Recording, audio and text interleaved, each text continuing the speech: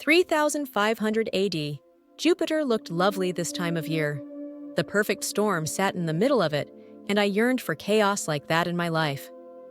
As tempting as it was, I was told never to leave the ship on my own accord. I often spent my time confined to the spacecraft, while everyone else discovered something important. My people rode the space belts, trying to find habitable planets and profitable minerals. Earth was a dangerous place after the war. It was riddled with radiation.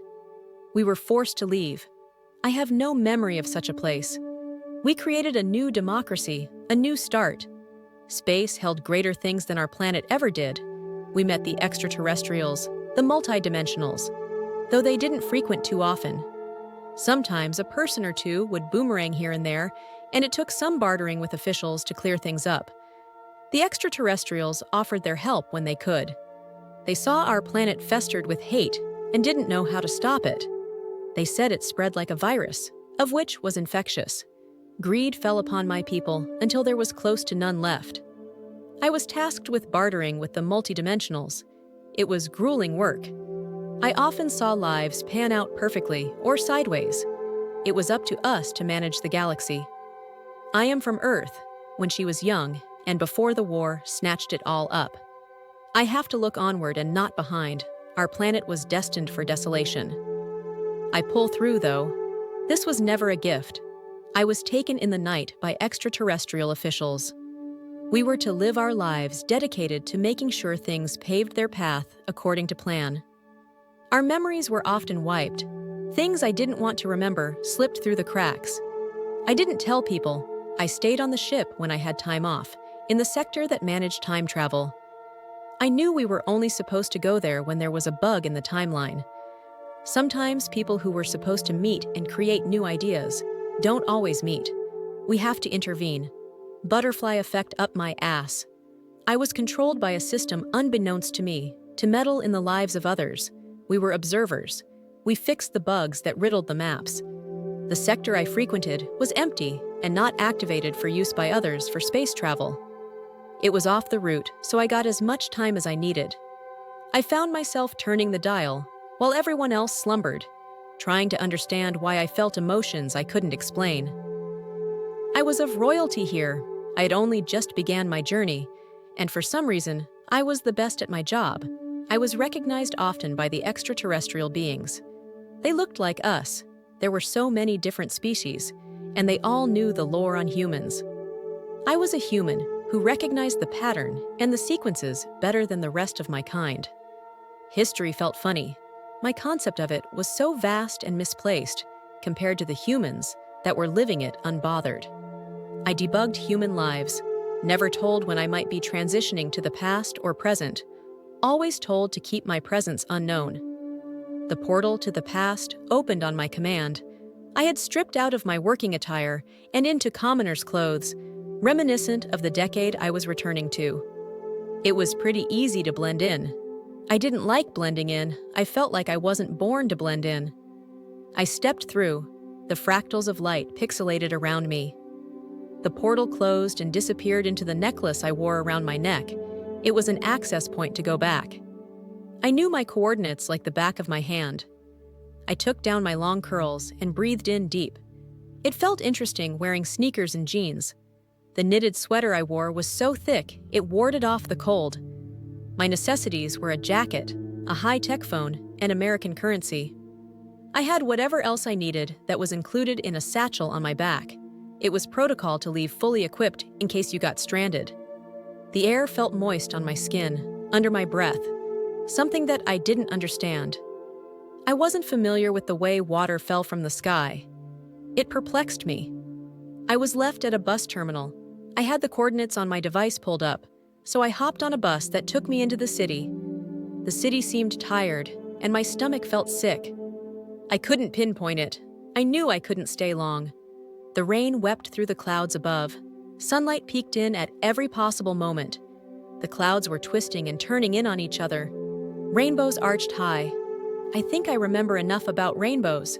They looked so ethereal. I felt an urge to run to the end of them. I recall something in the Earthling lore, something known as YouTube, I was shown the time capsule of that man, who was crying with glee as he found the end of one. It was intriguing enough for me to wonder why rain falls and rainbows shine through tears. The colors were so vivid compared to what I experienced day to day on my spacecraft. It was torture to have to pull away every time after each mission succeeded.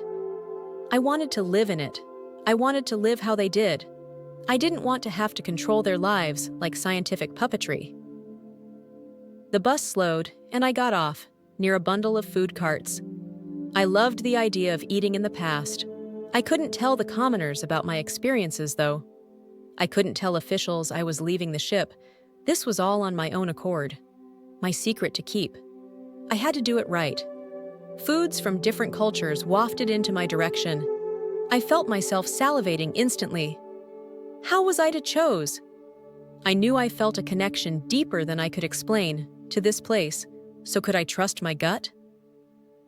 I walked up to a shop that sold something called ramen. The thick broth people sipped on was so invigorating. The scent of unknown meats filled me with excitement. "I'll have whatever they're having," I told the person behind the counter as I pointed to the table in the courtyard. I had watched them collect their food, and as they began eating, I knew it was what I needed. "One miso tonkotsu for the lovely lady," he hollered, as I paid and tipped a generous amount. That was a common thing here. I stood around the food carts, seeing the families talking and playing in the courtyard, as I wished for something different. I knew I was taken in the middle of the night, without my consent. I wish I could change it. I felt like my timeline was taken from me.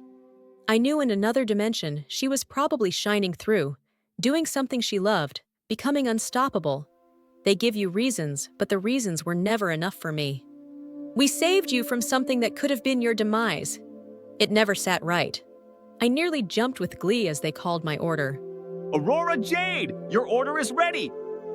I came to the counter and collected my ramen, which was decorated with what they called pork belly and soft-boiled eggs, though the seaweed was confusing to me. It was green. They said they harvested it from the ocean. It boggled my mind. I had never been to the ocean before. I trailed my way back to a table in the courtyard. The fire was lit and warming the air around me. The sun was low but still there. Rain and wind were fleeting. The perfect atmosphere, I was told, to eat such a dish. I was lucky to try spirits. This ale was golden and foamy on top. I sat at my table and fell in love all over again. Why can't I experience this every day? Where was the harm in that? The egg was gooey and golden in the center. The yolk was so soft and buttery. The noodles were chewy. They slurped up well and were freshly pulled. The broth was thick, unlike other kinds of soups that I have tried prior. I have never tasted something so rich, and to be able to pair it with a Japanese ale, I was in heaven. Compared to the food they served us on the spacecraft, we should do some better bartering. I was mid-slurp into my noodles, configuring these chopsticks in my hands like an uncultured fool. I wasn't from this timeline, I thought. People could give me grace. "Excuse me," a figure behind me said, and I jumped midair out of my seat. I didn't know how to react with the outsiders, unless I was told to do so. This was unscripted. This wasn't my world. I was to keep prim and proper. Yes? I questioned mid-chew, shaking like a leaf. What if the officials were here to collect me? No, they couldn't have. I left no trace. I made sure of it. "There's no other seats. Do you mind if I sit here?" The voice said. I nodded. The table was big enough to share, and once I realized that it was just an outsider, I knew I was in the clear. I just had to keep on good behavior. The man sat down, and I shuddered in a way I didn't understand. Something was taken from me. Somehow, I knew him. This was the man I came to sit and watch. I accessed the portal while everyone would be asleep. I would watch for hours, the way he would live his life, listening to music like it changed the world, getting passionate about his friends, the world around him. Oh shit! This is why I'm not meant to frequent this sector. I know I'm not meant to see him. I don't understand. I began shaking nervously. Tears flooded my eyes. It was strange to happen in a world you didn't know. "Are you okay?" He asked. A concerned look fell upon his brow. His blue eyes pierced into mine, and I wanted it to stop. Don't engage with the outside world. You're not supposed to engage with the outside world. Only a second ago, I was just a wallflower, an outsider who frequented this realm at night when I wasn't supposed to. I was supposed to be an observer, to see the algorithms and put things in place. I was known now. I had broken the moral code of my people. His hand flew to my arm, trying to steady me. Electricity rushed through. Memories flashed back. Aurora. The question was weak on his lips. He was weary, as if he were trying to recall a dream from many moons ago. I was not supposed to hold on to so many memories. They flooded at speeds I couldn't decipher. They told me initially that I was fragile, and I was not to be meddling in places I wasn't supposed to. It didn't make sense to me, because my whole job was to meddle. Tears flooded down my cheeks. I knew him, the man I watched from afar. Being the observer I was, they stole me from him. Jed. Where have you been? He pondered, bringing his hand up to his chin, and then nervously into his hair. Lost in thought. I don't understand. I thought you were dead. And for you to just turn up out of the blue at our favorite spot. What the hell are you playing at? He paged through his thoughts, trying to piece it all together. I accidentally touched a time capsule from the life that I left behind. They told you I was dead? I frowned. I didn't understand. Does that mean they have my name on a headstone? I remember who I was now, but what I was doing was inappropriate and out of line. I don't remember all of it. It was stolen from me. To explain to the man that I loved as to why I left, I couldn't. I was supposed to live on while he died in his timeline. That's why they didn't want me to go back. That's why I was to follow strict protocol. My eyes narrowed. Jed was still in awestruck. He kept reaching out, touching my face, grasping at reality. You're not going to believe me. I don't understand fully myself. I don't have all my memories, I said sternly. We didn't have much time. I was only frequenting for the food, the life around me I desperately wanted, until they would come steal me away, along with my memories that seeped through the cracks. I grabbed his hand and pulled him out of his seat. His body fell into mine, and I felt sparks fly. Memories began resurfacing, and tears flooded again. The rain poured overhead. We stood our ground as we blurred in with the crowd. The people didn't care about the showers. We didn't either. It felt ethereal. I felt his breath on my neck. This can't be real. I went to your funeral. I saw your body in the casket. I saw it go underground. He shuddered. I felt his body trembling as we collided.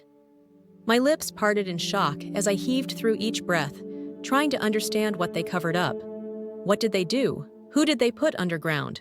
Who was I? His hand trailed its way towards my waist, and soon I was as close as I could ever be. I felt like I was living in a dream. I could watch it from the portal, at night, while everyone was asleep. I could dream of having a life, a family that wasn't stranded on a spacecraft near Jupiter, being ordered around by beings who said you didn't matter. I breathed hard, ragged. The pain in my stomach was longing, the memories on my internal map connected together. His lips caught mine, the man who I was destined to be with, yet stolen from in the middle of the night. I meddled in the world I felt most familiar with, and I accidentally found myself undead in the arms of the love of my life, the person I yearned for beyond words could express. My breath caught in my throat as I remembered what it was like to come home to him. His scent lingered on my skin, and his hugs gave me life in my chest. What it felt like to make love, it was distant, but still there. Our hearts beat as one, our minds found the world enticing, and we often got lost in the music and beauty around us. I remembered it. I didn't want to. I never wanted this. They either faked my death or replaced me with a replica from a multi-dimensional world. I hugged him harder, and the kiss that tested the waters, the kiss that wondered if this was real life happening for the both of us, got more intense. It soon became a need. Our kiss breathed sustenance into our souls, something we had forgotten and yearned for long ago. Yet we never knew if we could get our fill ever again. We held onto it for dear life, intertwined as one. I didn't care that I had broken protocols, that I had followed a memory and ended up in the past. I was a part of it again. I was going to fight for him. I could take him with me, hide him from the officials, and find a way to work him into the algorithm. I remembered what was stolen from me. I was human royalty, kissing my long-lost soulmate. I could change the path of history for him. I could face the damage. I could see patterns, sequences that held us together. I broke the kiss while both our minds went wild, raging with questions. "I want you to come with me," I said abruptly. My mind spiraled out of control. "I don't know how to explain everything to you, but your timeline is almost out of life. It's going to end soon," I said, looking around us to make sure nobody was listening in on our conversation. His eyes looked tired, worried. Yet somehow he followed along, as if he understood what was to come. "Jed, I'm not supposed to be here. I will have to go and never come back. If you leave with me now, I don't know what will happen. I have my own spacecraft, my own rules, but I do not adhere to them. Come with me, and you will leave the fate of this world." I'll come with you, but first off, just let me finish this gyro. He said solemnly. Of all things to say in dire time, I laughed, something I hadn't done in a long time.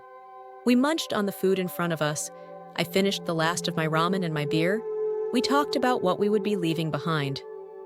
We walked back as the rain budged on, leaving us soaked and cold. I showed him the portal, and he didn't waver. We entered the portal, knowing that Jupiter looks mighty nice this time of year, the eye of the storm begging for attention. The eye of the storm storing memories and time capsules that were once ours but stolen from us. Do we dare test the winds and the waters? Do we brave the storm?